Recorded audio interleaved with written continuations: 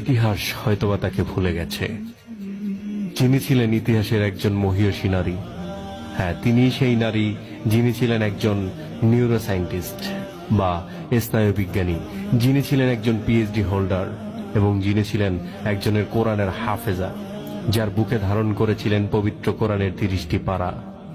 এই সেই নারী যিনি হয়েছিলেন 2003 সালে কিডন্যাপ এবং যার স্থায়িত্ব হয়েছিল 2008 সাল পর্যন্ত।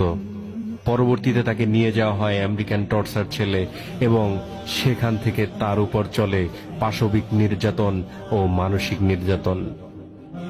কোরআন শরীফের পাতা ছিঁড়ে মেঝেতে বিছিয়ে রেখে তাকে উলঙ্গ করে বলা হতো, যাও যাও কোরআনের উপর দিয়ে গিয়ে কাপড় নিয়ে আসো। ওই নরপশুরা তাকে বিভিন্ন ভাবে নির্যাতন করতে শুরু করে। হেলায় মেতে ওঠে ওই হায়নার দলেরা। পালাক্রমে গণধর্ষণের শিকার হন এই কোরআনের হাফেজা।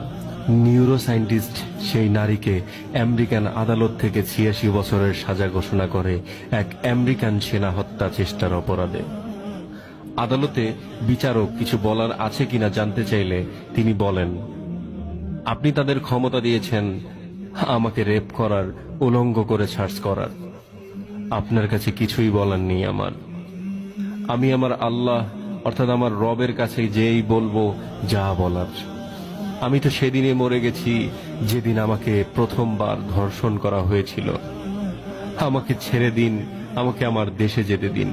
মূলত তার অপরাধটি ছিল এই, তিনি একজন কোরআনের হাফেজা।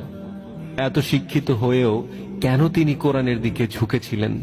কেন তিনি তার বক্তব্যে কোরআনের রেফারেন্স জানতেন? কেন তিনি দিনের পথে সামিল হওয়ার দৃঢ়প্রত্যয় নিয়েছিলেন?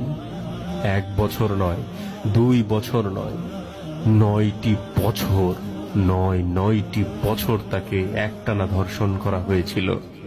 ওই অন্ধকার কারাগারে আটকে রেখে শুধু ধর্ষণ নয়, এর পাশাপাশি মরণব্যাধি ক্যান্সারের জীবও তার শরীরে পুঁতে দেওয়া হয়েছিল।